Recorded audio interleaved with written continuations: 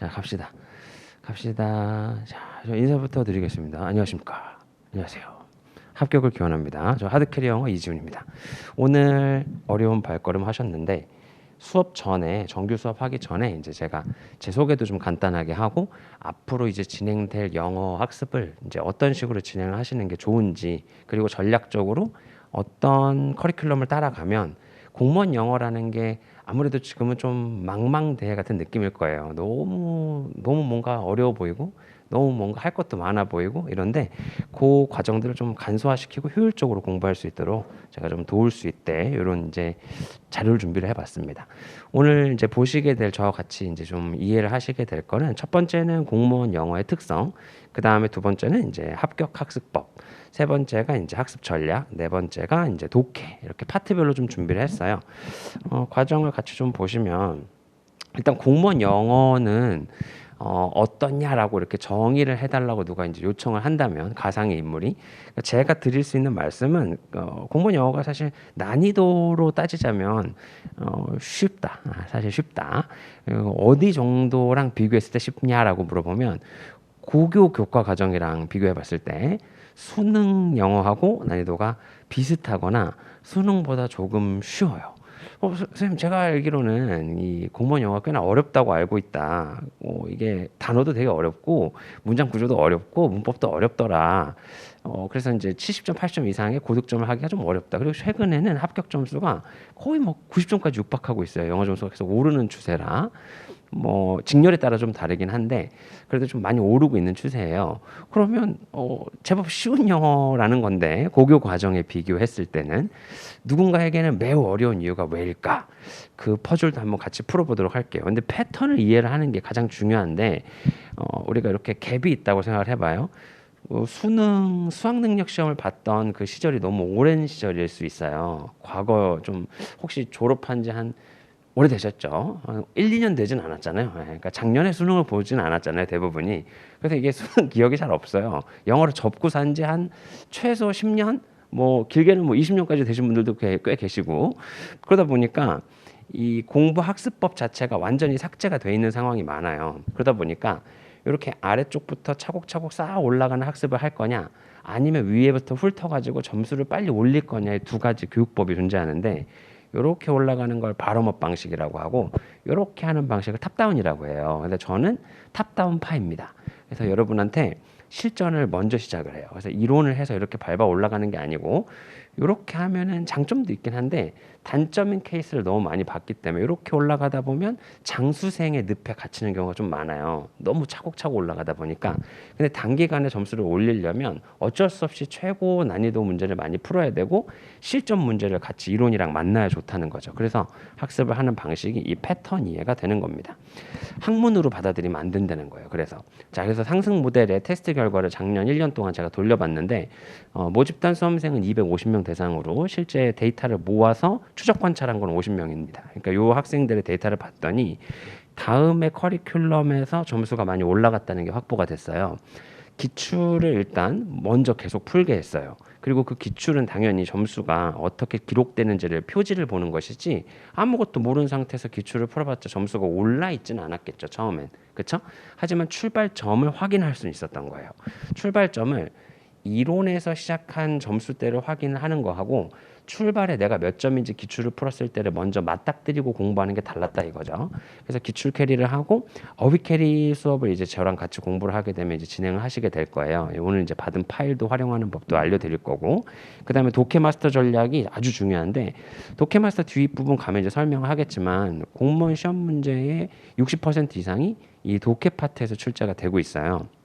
그리고 또 이제 문법은 단권화 전략과 패턴 문제 풀이를 하게 되는데, 요 네 개의 커리큘럼을 잘 종합을 해서 코드 학습을 만드니까 수험생들의 성적은 빠르게 올랐다 이거죠. 합격권으로 빠르게 다가갔다 이거예요.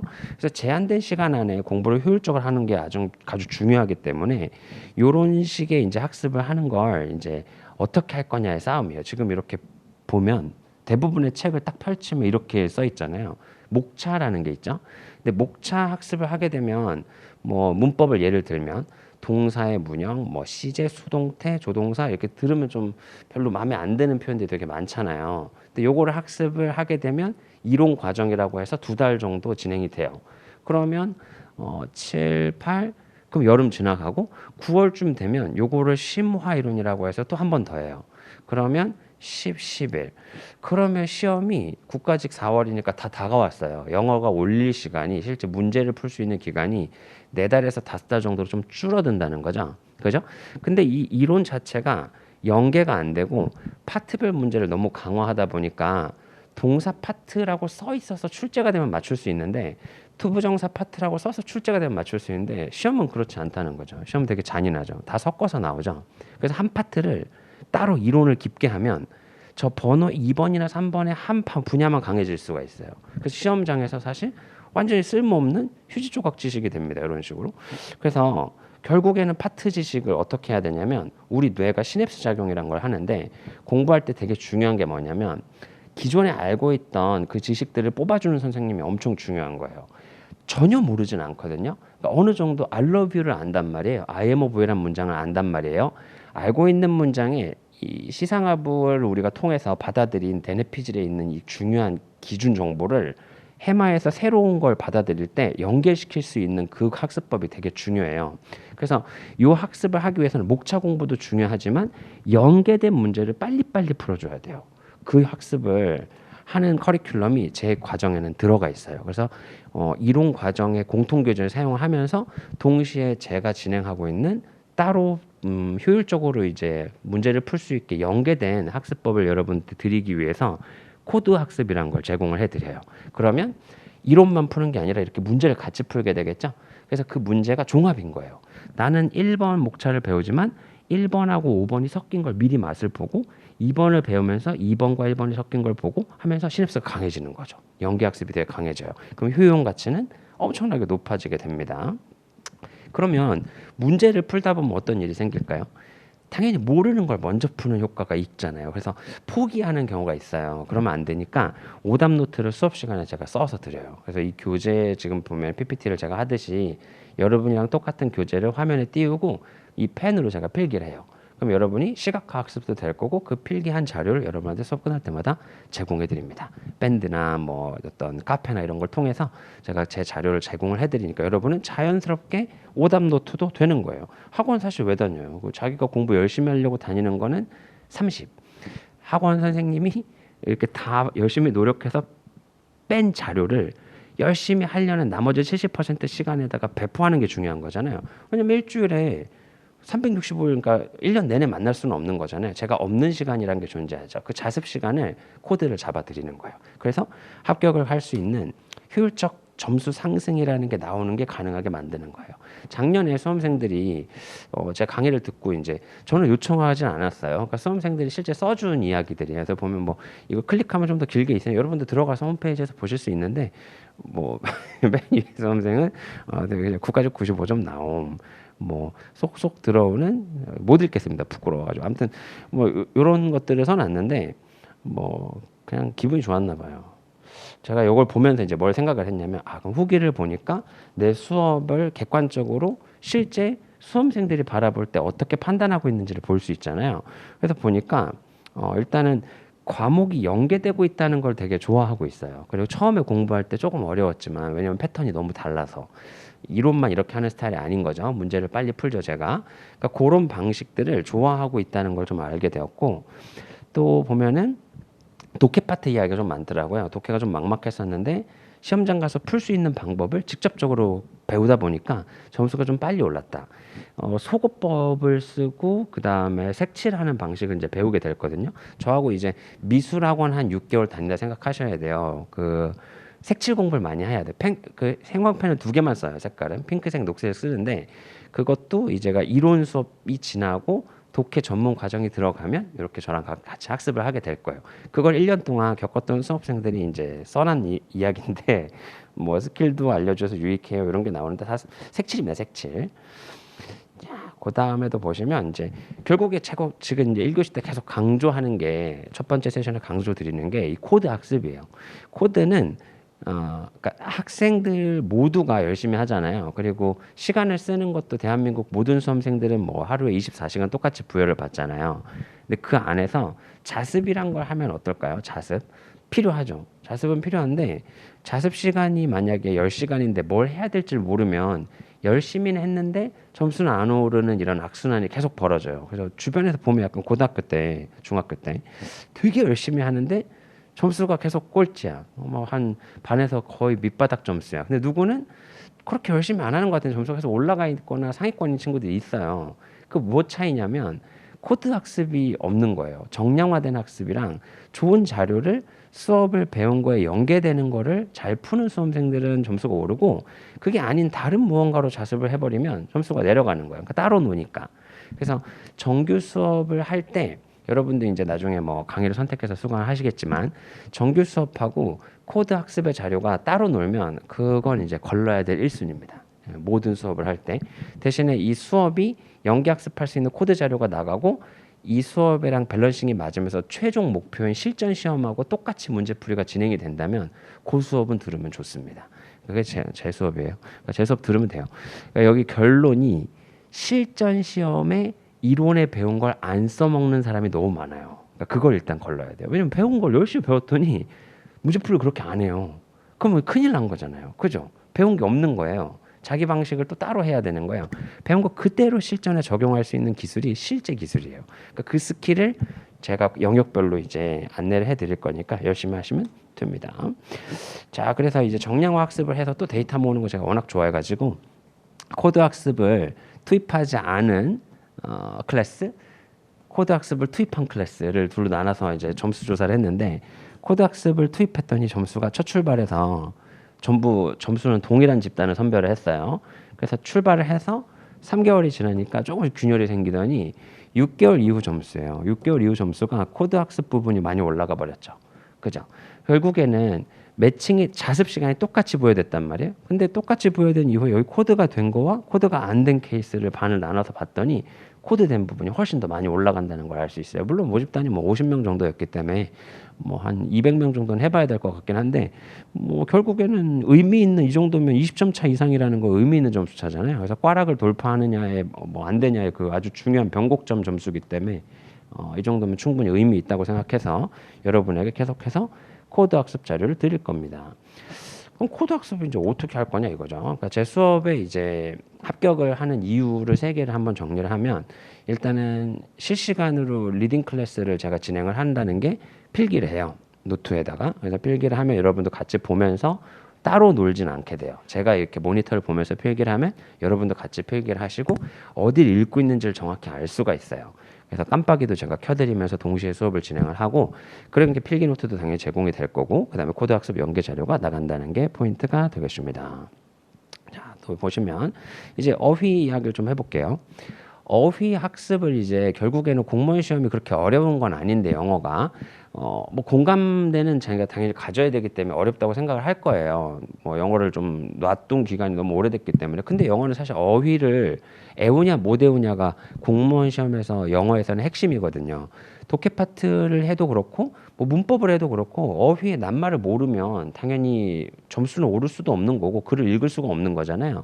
근데 이걸 애우려고 하면은 문제가 생겨요. 어떤 문제가 생기냐면 영어만 출창하면 되는 어떤 클래스가 있는 경우도 있고 공무원처럼 5개 과목을 해야 되는 클래스가 있는 거예요. 근데 우리는 다양한 과목들이 전부 암기 과목이 많이 배치돼 있다 보니까 영어 한 과목을 하는 것도 그 안에서 비중 퍼센트가 많이 나오는 것만 공부하고 싶지 굳이 어휘 2문제를 위해서 이걸 암기한다는 게 너무 시간 낭비인 것 같은 거예요. 차라리 이거 할 때 다른 거 외우는 게 낫다라는 결론이 나오는 거죠. 어느 정도 동의하는 부분이에요. 그래서 이렇게 사전을 딱 펼치면 그래 공무원 영어 별거 없다 해가지고 딱 펼치면 이렇게 막 빼곡하게 써 있으니까 바로 집어 던지게 되는 거예요. 이제 아몰랑하고 이제 그냥 안 해올란다. 이게 다 어휘는 아닌 것 같다. 그냥 차라리 국사 외우자. 뭐 이렇게 되는 거예요. 저도 이렇게 보면 어휘는 결국에는 사전을 이런 식으로 보면 절대로 안 돼요.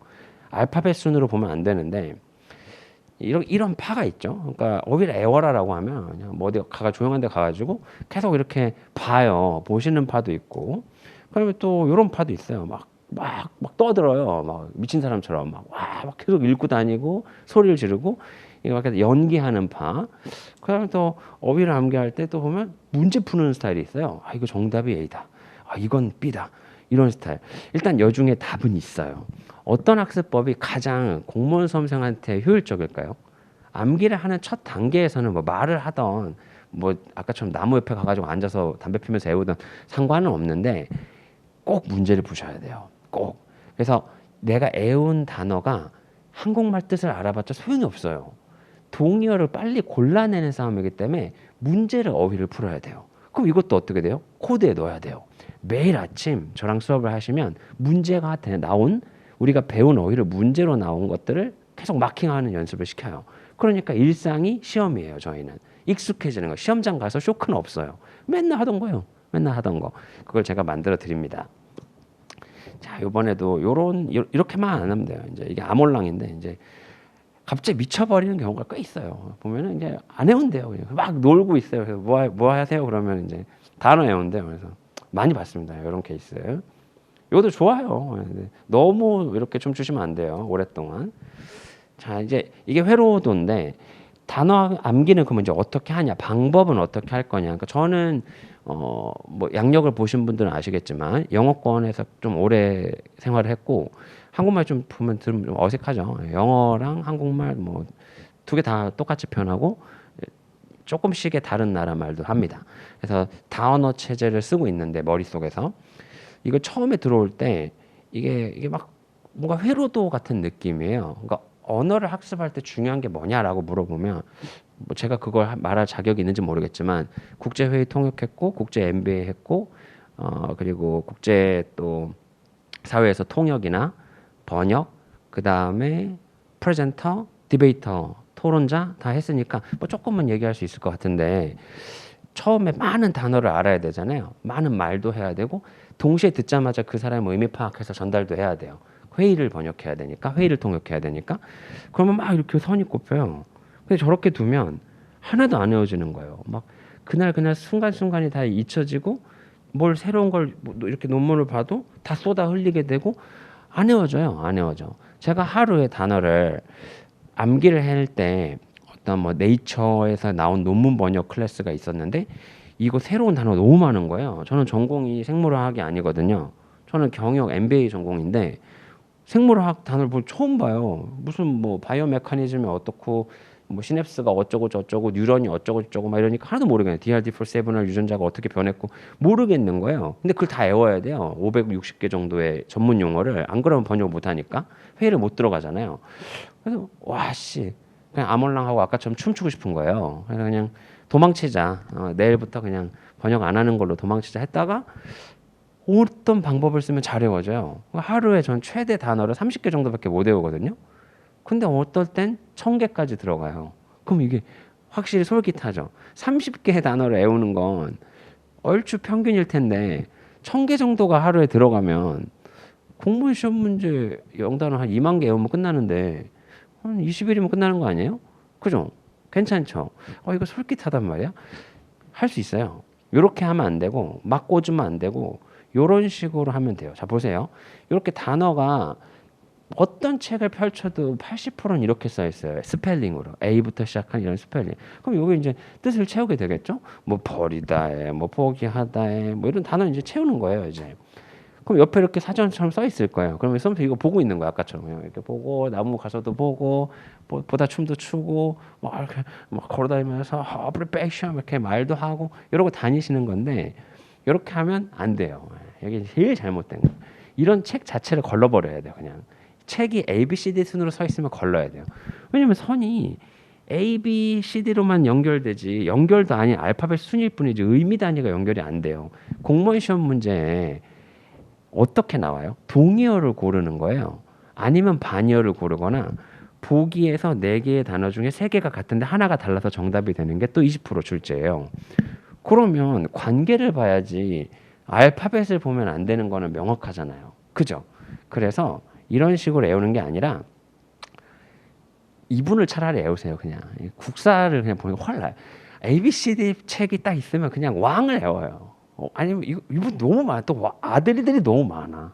그래갖고 또 아들 외우고 그 중에 누가 또 왕 되고 태정, 태세, 문단세 이게 더 빨라. 이게 더 많이 나오고 A, B, C, D에서 애웠다가 뭐가 나올지도 모르면 배신감만 느낀단 말이에요. 자 그러면 같이 공부를 한번 해봅시다. 어휘를 제가 알려드리는 이제 제가 저랑 같이 공부할 때 배우는 어휘 방식이에요. 지금 이 사람 뭐 하고 있어요? 다 아시죠? 다 아시는 거는 여기에 있어요. 여기 뇌의 여기 이걸 뭐라 하냐면 cerebral cortex라 해서 이걸 대뇌피질이라고 해요. 매니큐어란 걸 다 알고 있어요. 근데 라틴어가 숨어 있어요. 마누라는 라틴어가 숨어 있어요. 따라해 볼까요? 마누. 좋아요. 그러면 마누큐어예요. 마누는 손인데 손을 고치는 거예요. 왜냐면 중세 유럽에서 손을 지금 예쁘게 이렇게 칠할 수도 있지만 큐티클 잡티를 제거하고 손을 보호하려고 했던 게 마누를 큐어한다는 뜻이에요. 그러면 우리가 치료하다라는 단어를 알고 있고 마누가 손이란 걸 거꾸로 아는 거예요. 이미 일상화되어 있는 단어에서 그게 마누야 라고 알면 여기 있던 세레브럴 콜텍스의 단어가 이렇게 넘어가요. 이렇게. 그럼 이제 여기서 멈추면 안 돼요. 다시 마누 해봐요. 마누, 매니큐어. 그럼 이제 궁금하잖아요. 마누라고 자꾸 발음을 하는데 이거 매니큐어래요. 매니에서 발음을 해보세요. 매니 이 I가 붙은 거예요. 마누는 M-A-N-U 마누 M-A-N-I 매니. 그럼 여기서 뭐가 느껴지냐면 손가락이 여러 개라서 복수 형태를 I를 써요. 라틴어는. 그래서 마누쿠어는 하나만 고치는 거고 매니큐어는 손가락 다 고치는 거예요. 알겠죠? 자 그럼 이제 보세요. 멈추면 안 돼요. 이걸 이제 보카플로우라고 하는데 매니큐어가 코어로 들어간 거예요. 지금 새로운 걸 배운 게 아니라 원래 알던 거에서 그 분리를 해보니까 마누가 손이네 라는 걸 알아서 이게 떠요. 손이 이미지가 머리에. 매뉴얼이라고 해보세요. 매뉴얼 따라해볼까요? 매뉴얼은 우리가 손으로 어떻게 하는지를 아는 그 조작서 작동 설명서 따위를 매뉴얼이라고 해요. 자동차 매뉴얼 뭐 아니면 기계 작동 매뉴얼 저런 거 조작하는 매뉴얼을 손으로 어떻게 하냐를 뜻을 얘기하는 거예요. 그런 다음에 따라해볼까요? 매뉴얼 레이버. 이게 복합이에요. 이제 레이버를 붙여보면서 더 단어를 더 늘려가는 거예요. 매뉴얼은 손이었죠. 손으로 하는 노동을 뭐라고 해요? 그 육체 노동입니다. 육체 노동. 그래서 매뉴얼 레이버. 그 다음 오른쪽 따라해보세요. 맨웨버. 메뉴에 에버가 붙었잖아요. 맨에버가 손으로 하는 뜻이겠죠. 생각을 해보세요. 이게 의미 단위로 넘어가는 건데 맨에버 뜻이 뭘 것 같아요? 일단 몰라도 되니까 손이 올라온단 말이에요. 왜냐면 마누의 라틴어가 벌써 머리에 장착됐기 때문에 전혀 모르는 단어가 나와도 마누에버 뭔가 메뉴 손인데 맞은 거예요. 여러분은 보기에 손으로 하는 전략 단어가 나와요. 맨에버는 전략이란 뜻이에요. 아까 매뉴얼이랑 단어랑 똑같아요. 손으로 조작하는 거예요. 그잖아요. 그러니까 라틴어를 하게 되면서 기존에 있던 걸 뽑아주는 플로우를 가져가면 단어는 금방 늘어요. 그게 바로 오늘 여러분이 받으신 호그와트 어원어입니다. 제 수험생들에게 모두 제공해 드립니다. 전문을 무료로 파일을 전체를 다 드릴 거예요. 앞으로 매일 학습하게 될 거고 매일 수업의 1교시는 호그와트로 문을 엽니다. 그래서 어원학습이 잘 되면서 저하고 단어가 금방 1200단어가 들어갈 거고 이 이후에 코드 보컬을 완벽하게 끝내버립니다. 동반열을. 자 보세요. 이제 여기서 다시 한번 해보세요. 여러분 뇌를 믿어요. 금방 돼요. 1000개 금방 들어가. 이거 다시 뭐라고요? 마누 좋았고요. very good. 매니큐어. 그러면 이제 멈추지 말고 연계열 가는 거예요. 이건 뭐예요? 이건 무슨 큐어예요? 페디큐어예요. 페디큐어. 발도 치료하죠. 따라해보세요. 페디큐어. 이 매니큐어. 됐죠? 이미 아는 말이야. 그럼 이제 뭐가 시작됐어요? 패드는 뭐의 어원이에요? 뜻이? 발입니다. 네, 발. 그러면 이제 패드를 확장을 하는 거예요. 왜냐면 손에 쓰니까 발에 쓰면. 자, 요거 보세요. 요거도 뭐예요, 지금? 발이죠. 따라해보세요. 패드. 패디아. 굿. 패디아는 발인데 이제부터 이미지가 여러분한테 들어간 거예요. 패드는 발이지만 애기 발도 기억하셔야 돼요. 패디아 해보세요. 패디아. 발인데 애기 발도 기억을 같이 하는 거예요. 발은 애기를 같이 가는 거예요. 알겠죠? 자, 이제 단어 들어갑니다. 보면 따라하세요. 페디큐어. 코어예요. 방금 배운 거. 머릿속에 이미 알고 있는 거. 그 다음 넘어가는 거. 페디아트리스트. 시작. 한 번 더. 페디아트리스트. 예, 어려운 단어지만 소아과 의사라는 뜻입니다. 왜냐면 아까 패드에서 뭘 기억하라 했죠? 애기발을 기억하라 했어요. 페디아트리스 시작. 페디아트리스 뜻이 뭐라고요? 소아과 의사, 애기 의사예요. 애기 의사, 소아과 의사. 다음 단어 쿼드루패드 해보세요. 쿼드루패드. 그냥 따라 해보세요. 소리만 따라 하시면 돼요. 쿼드루패드. 꽈트로가 혹시 몇 개인 줄 아세요? 라틴어로 꽈트로? 아두투아키아트로스 이걸 라틴 그 불어에서 아두투아키아트로 까트로 이거 뭘 것 같아요? 꽈트로? 네 개입니다. 네 개. 꽈트로. 그럼 꽈트로 패드는 발이 몇 개예요? 맞아요. 그러면 네 발 짐승이에요. 네 발 짐승. 인간은 발을 몇 개로 다녀요? 그렇죠. 그럼 두 개는 라틴어로 뭐라 할까요? 우리 양성애자를 뭐라고 하는데 무슨 섹슈얼이라고 하는데 무슨 섹스라고?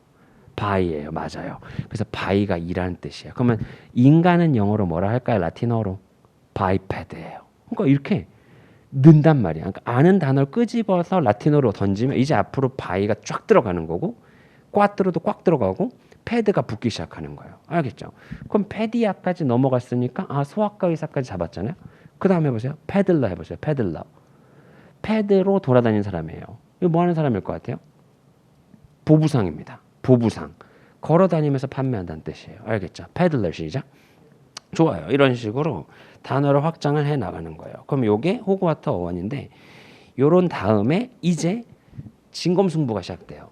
호그와트를 라틴어 어원을 제가 쫙 설명을 할 거고 그 교재에 있는 것처럼 어원 플러스 단어가 계속해서 매일매일 설명이 되면서 PPT로 재밌게 공부를 할 거예요. 그럼 어휘가 엄청 늘 거고 얘가 이제 그 호그와트가 끝나면 넘어가는 엄청 유명한 코드북화입니다. 이 코드북화는 지금 수만 명의 수험생들이 같이 진행을 하고 있고 제가 지금 공무원도 하고 있지만 또 다른 섹터에도 하고 있기 때문에 거기 수험생들이 엄청나게 열심히 따라오고 있는 자료예요. 실전에 가장 강력하다고 볼 수 있습니다. 여기를 보시면 요렇게가 묶인 게 하나의 뭐죠? 동의어입니다. 시험에 어떻게 나오죠? 공무원 시험이 요거의 밑줄이면 이게 답인 거예요. 그러니까 결국에 아까처럼 ABCD를 외우면 안 된다는 거죠. 이걸 묶어서 한눈에 보는 게 훨씬 유리하고 공무원 시험 문제에 요 세 단어가 보기에 나오고 요게 한 단어가 보기에 나오면 요게 정답이라는 거예요. 왜냐면 세 개가 같은 뜻이니까요. 무슨 말인지 아시겠죠? 그래서 동의어 룰을 하나 외우고 반대되는 반의어 룰을 같이 세트로 외워주면서 의미를 확장하면 라틴어 배웠던 거에 장착을 하면 요게 금방 들어옵니다. 뭐 여기서도 하게 되면 이런 건데 저런 게임할 때 저 어렸을 때 저 메이플 스토리 한참 빠져가지고 거의 약간 페인처럼 살았는데 저거를 키우면 칼질을 빠르게 하더라고요. 원래 이렇게 너무 느리게 잡아 사냥을 할 때 이렇게 이 뭐죠 지금? 덱스예요. 덱스 해보세요. 덱스. 덱스는 민첩이에요. 그래서 덱스테러스는 민첩한의 뜻이 되는 거예요. 라틴어에 그러면 숨어 있는 게 우리 덱스를 그럼 여기다 끌어내면 되죠. 이게 민첩이면 능수능란한 거예요. 빠르게 하니까 일을. 그렇죠? 그러면 이 단어들이 쭉 이제 라틴어를 배우게 되면 제가 설명을 해서 한 단어로 묶어버려요. 이 의미 단위를. 그런 다음에 못하는 단어를 제가 의미 단위를 또 묶겠죠? 여기 대표는 올덤이에요. 한번 따라해볼까요? 올덤. 올덤. 그러니까 요게 뭐예요? 엄지죠. 엄지를 뭐라 해요? 영어로? thumb라고 해요. thumb. 그러면 이 새끼 손가락도 있고 요건 무슨 손가락이에요? 좀 약간 모양이 그런가? 이거 뭐라 그러죠? 약지? 맞나? 모르겠다. 이건 안 되고 빡큐고. 이거는 이게 검지, 인덱스 핑거 가리키는 거. 이게 골고루 있으니까 손이 민첩한 거예요. 만지기도 하고 이렇게도 하고 뭐 이렇게도 하는 건데 이게 다 엄지어버려. 그러니까 잘 못하겠죠. 어색하겠죠. 잘 못하고 어색한 그게 올덤이에요. 올덤. 그래서 올덤 하면 awkward 이렇게 이 라인들이 이제 연결이 되는 거예요. 그러니까 동의어와 반의어를 같이 묶어서 설명을 해드립니다. 그래서 요게 작업이 끝나면 공무원 단어는 끝. 다 나옵니다. 올해도 이 교재에서 다 나왔어요. 시험이. 그러니까 100% 적중합니다. 여러분은 그래서 호그와트하고 요것만 끝내면 되는데 벌써 앞으로의 수업이 매일매일 시스템이 있다는 거예요. 요거를 공부할 수 있게. 그러니까 한 번만 딱 듣고 수업 시간을 끝내는 다음에 코드 학습을 할 수 있게 자료가 들어가서 그것만 미션을 깨우면 매일매일 영어는 폭발적 성장을 할 수밖에 없는 거예요. 그러니까 이 부분은 저를 전적으로 믿으셔야 됩니다. 이게 실제 시험 문제입니다. 올해 시험 문제에서 보시면 올해 건 아니고 요거를 그냥 고르면 되는데 1초 만에 골라. 이것도 그냥 이렇게 나오면 그냥 1초에 골라야 되는데 이걸 이렇게 가만히 보고 있는 건 누가 그렇죠? 사전에 ABCD를 보신 분들이 맨날 이렇게 가만히 보고 있는 거예요. A 어댑터블 뜻이 뭐더라? 패셔네이 뜻이 뭐더라? 스트롱이 뭐더라? 우리는 안 그래요. 우리는 플렉서블 보면 이미 묶여 있었어요. 그 단어가 답이. 플렉서블이 유연하니라 어댑트가 적응하다로 같은 세트에 있어서 매일 봤던 단어예요. 그래서 보면 그냥 이렇게 같이 보였는데 이렇게 vary도 달라지다, 다양하다, 변하다로 늘 change가 옆에 붙어 있었어요. 보면 그냥 슉 고르는 거예요. 알겠죠? 동의어에 눈이 자꾸 노출을 돼야 되니까 그래서 아까 제가 말씀드린 이렇게 보는 게 처음에 힘들어도 그냥 계속 묶어서 봐야 된다는 거예요. 이게 답이니까 어차피. 이렇게 맨날 보다가 여기 밑줄이면 보다가 비슷하다. 원래 봤던 거다. 이렇게 고를 수가 있다 이거죠. 그죠? 그래서 공부가 효율적이 돼. A, B, C, D로 된 건 위험하다. 그렇게 하는 거 아니다. 자, 그래서 우리 잠시 쉬었다가 독해 글쓰기에는 한 앞으로 15분, 20분만 더 촬영하면 되니까 요거 좀 쉬었다가 지금 제가 드린 호그와트 파일 있잖아요. 그거 한번 좀 보시고 뭐 좀 쉬었다가 오시면 다시 또 시작하겠습니다. 잠시 쉬었다 오세요.